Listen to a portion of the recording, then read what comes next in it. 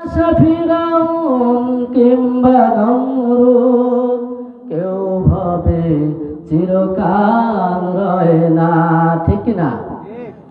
আলহামদুলিল্লাহ, সমস্ত প্রশংসা সে মহান আল্লাহ রাব্বুল আলামিন, যে রাব্বুল আলামিন আমাকে আপনাকে মির্জাপুর উত্তরপাড়া জামে মসজিদ উন্নতি কল্পে বাৎসরিক মাহফিলে নিয়ে আসলেন। সেই আল্লাহ রাব্বুল আলামিন দরবারে কালেমাতুর শুকর গুজার করি বলে আলহামদুলিল্লাহ। অসংখ্য দরুদ ও সালাম মহান মানবতার মহান শিক্ষক সেই মহামানবের প্রতি, মহা শিক্ষকের প্রতি বর্ষিত হোক। শত করি দরুদ ও সালাম সকলে পড়ি সাল্লাল্লাহু আলাইহি ওয়াসাল্লাম। আজকের জালসার সম্মানিত সুযোগ্য সভাপতি সাহেব জনাব আলহাজ মোহাম্মদ জামাল উদ্দিন সাহেব, বারাকাল্লাহু ফি হায়াতি, জোরে বলেন আমিন। আজকের জালসার প্রধান বক্তা এবং দ্বিতীয় তৃতীয় বক্তা, আল্লাহ পাক সবাইকে যেন কবুল করেন দিনের জন্য, সকলে বলেন আমিন। আল্লাহ রাব্বুল আলামিন সূরাতুল আহজাবের মধ্যে আল্লাহ রাব্বুল আলামিন বলেন 71-72 নম্বর আয়াতে আল্লাহ রাব্বুল আলামিন বলেন, হে ঈমানদারগণ। আল্লাহ পাক এখানে ডাক দিয়েছেন কাদের? ঈমানদার, যারা বিশ্বাসী, এ সমস্ত মানুষদেরকে আল্লাহ পাক ডাক দিলেন, হে বিশ্বাসীগণ, হে ঈমানদারগণ, আমি আল্লাহকে ভয় করো। ভয় করা লাগবে আল্লাহকে, আর কারোকে ভয় করা যাবে না। আল্লাহ রাব্বুল আলামিন বলেন, ভয় করো আমাকে, আর সত্য কথা বলো। সত্য কথা বলা লাগবে, সত্যবাদী হওয়া লাগবে, জোরে বলেন সুবহানাল্লাহ। আমরা কি সত্য কথা বলি? 3 ব্যক্তির দোয়া কবুল হয় না। কয় ব্যক্তির দোয়া? 3 ব্যক্তির দোয়া কবুল হয় না।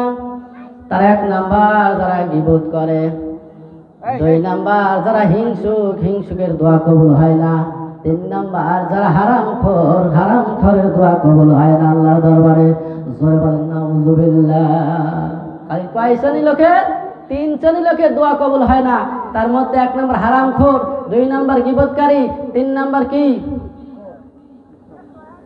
গীবতকারী, আর হচ্ছে কি? অহংকার করে, অহমিকা করে, পরনিন্দা করে, দুশ্চর্চা করে বেড়ায়, এদের দোয়া আল্লাহর দরবারে কবুল হয় না। 3 শ্রেণী ব্যক্তির দোয়া কবুল হয়। কয় শ্রেণী ব্যক্তি? গত জুমায় বলেছি 3 শ্রেণী ব্যক্তির দোয়া কবুল হয় আল্লাহর দরবারে। তার 1 নাম্বার হচ্ছে মজলুম ব্যক্তির দোয়া, জোরে বলেন সুবহানাল্লাহ। কয় ব্যক্তির দোয়া? এই মুখ আছে, এই মুখ তাকান। 3 ব্যক্তির দোয়া কবুল হয়। তার 1 নাম্বার হচ্ছে মজলুম, যে অত্যাচারিত হয়েছে, এই ব্যক্তির দোয়া আল্লাহর দরবারে কবুল হয়। সে যদি আল্লাহর কাছে প্রার্থনা করে, দোয়া করে, আল্লাহ রাব্বুল আলামিন এই ব্যক্তির দোয়া কবুল করেন, জোরে বলেন সুবহানাল্লাহ। 2 নাম্বার ব্যক্তির দোয়া আল্লাহ কবুল করেন, পিতা মাতা যদি ছেলে সন্তানের জন্য হাত তুলে দোয়া করে, আল্লাহ পাক ওই দোয়া কবুল করে নেন, ফিরাইয়া দেন না, জোরে বলেন সুবহানাল্লাহ। আল্লাহ পাক বলেন, ওয়াকাদা রাব্বুকা আল্লা তা'বুদু ওয়া বিল ওয়ালিদাইনি ইহসানা।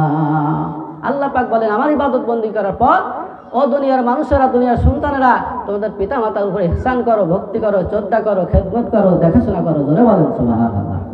আমরা কি করি? সব ছেলে সন্তান কি করি বলেন তো দেখি? কিছু করি, আংশিক করি, নাকি?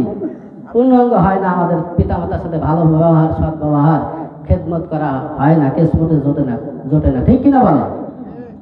কিন্তু আল্লাহ পাক বলেন, আমার ইবাদত বন্দেগী করার পর, আমার দাসত্ব করার পর, আমার গোলামি করার পর তোমাদের দায়িত্ব এবং কর্তব্য আমি আল্লাহ নির্দেশ করছি, আদেশ করছেন, তোমার পিতা মাতার উপর ইহসান করো, দেখাশোনা করো, খেদমত করো, ভক্তি করো, শ্রদ্ধা করো, সম্মান করো।